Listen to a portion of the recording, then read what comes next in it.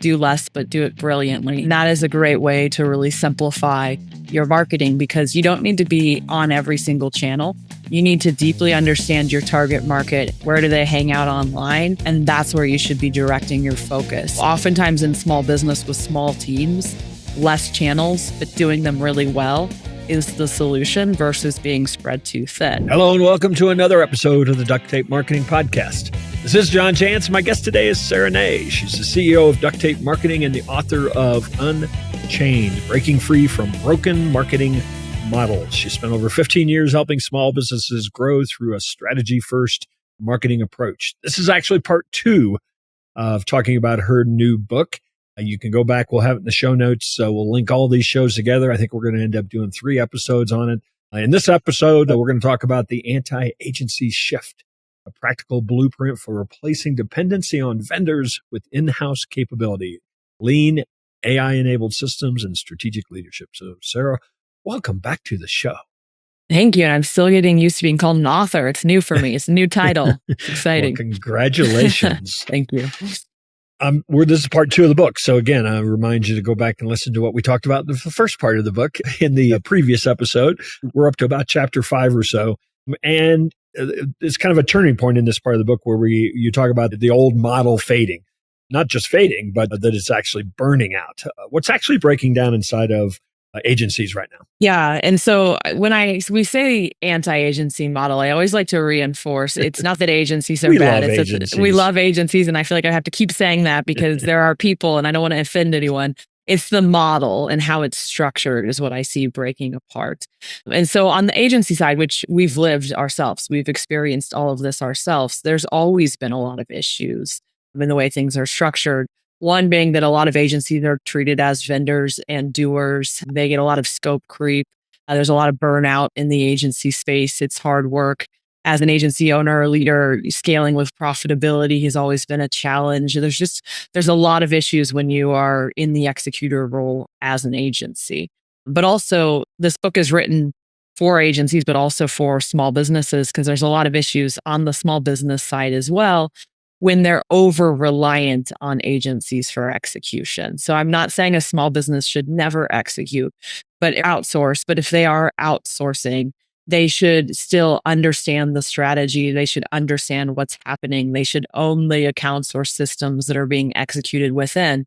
And so it's more of a collaboration effort when you're working with outsourced vendors than simply, I'm paying this company and I have no idea what they're doing and I don't know if we're getting results, but I keep paying them because I always have, which a lot of people unfortunately fall into that bucket.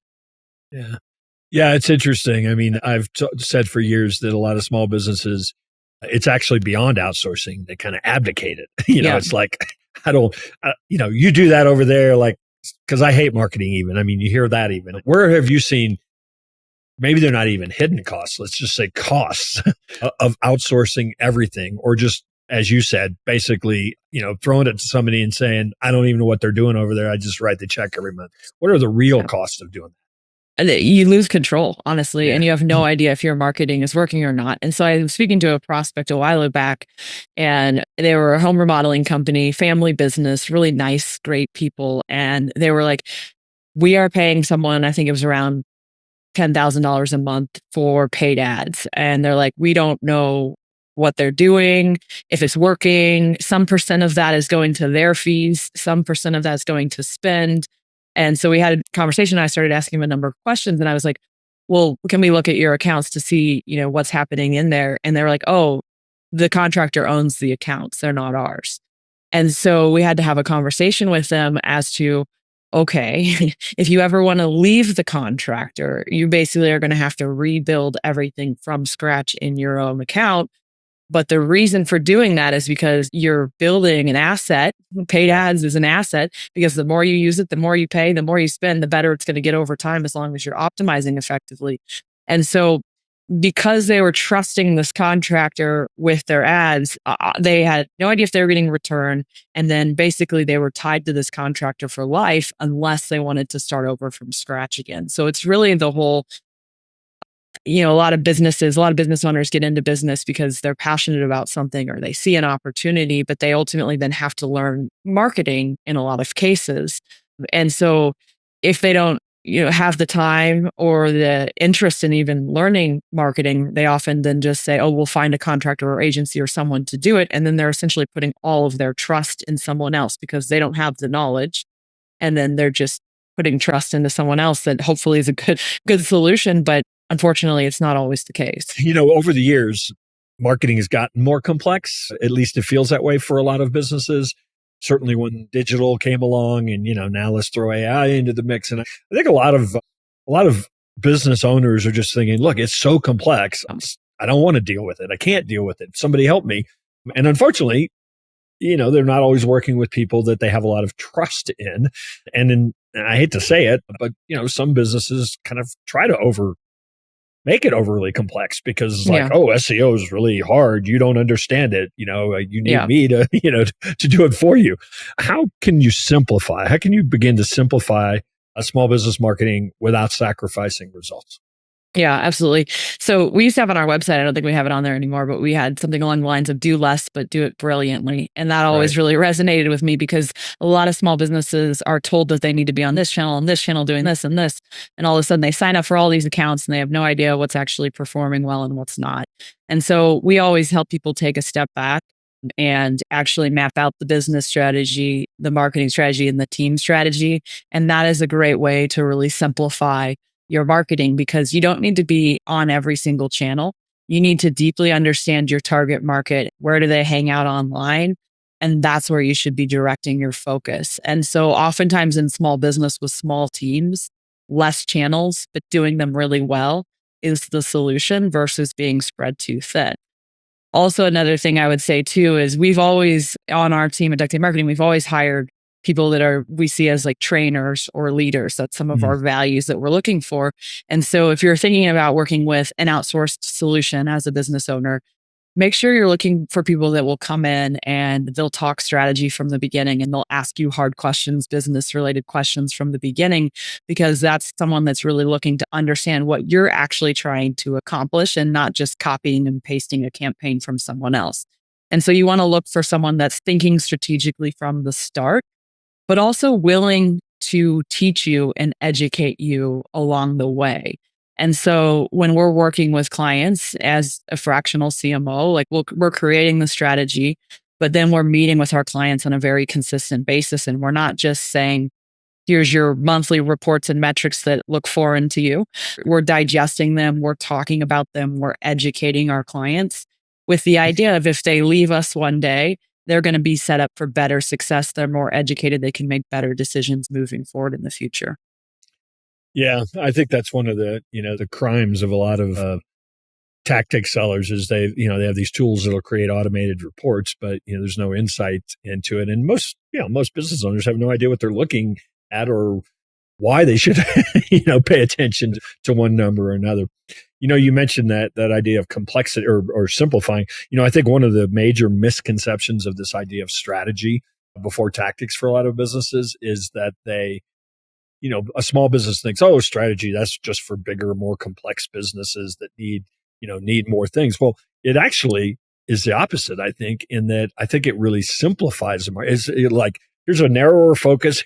Here's what we do. Here's who we're after. I mean, I think it actually does allow you to simplify what tactics you end up employing.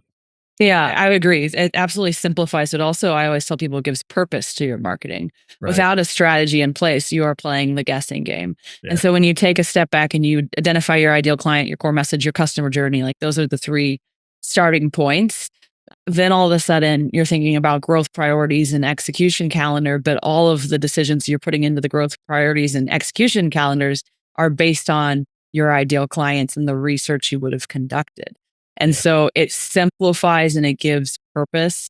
So you're not creating random acts of marketing, essentially. Yeah. So a lot of the roles in marketing, both at the business owner level and then also at the agency level, I think are really evolving as new technology and the changes in technology.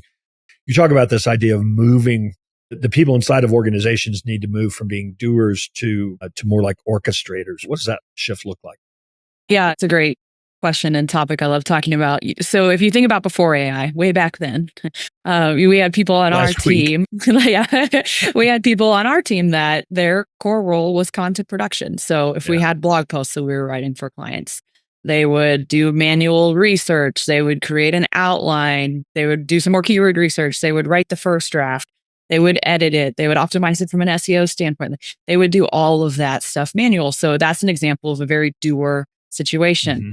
Now with the evolution of AI, we're able to elevate those people from doers to orchestrators, where they're using AI systems below them to help with a lot of the heavy lifting. So they're using AI to help with keyword research, deep research, maybe even before writing any content.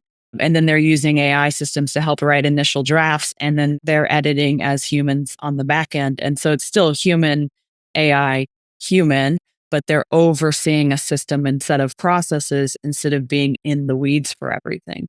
And so it's been interesting because it's shifting doers from like doing all of the stuff to really almost a management role. They're not managing people, but they're managing systems.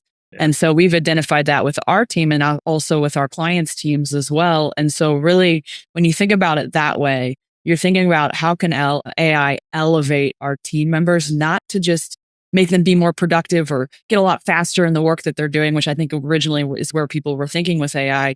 It's more so, how can we elevate our team to be able to spend more time being high level and creative and thinking like humans and being empathetic and understanding the big picture.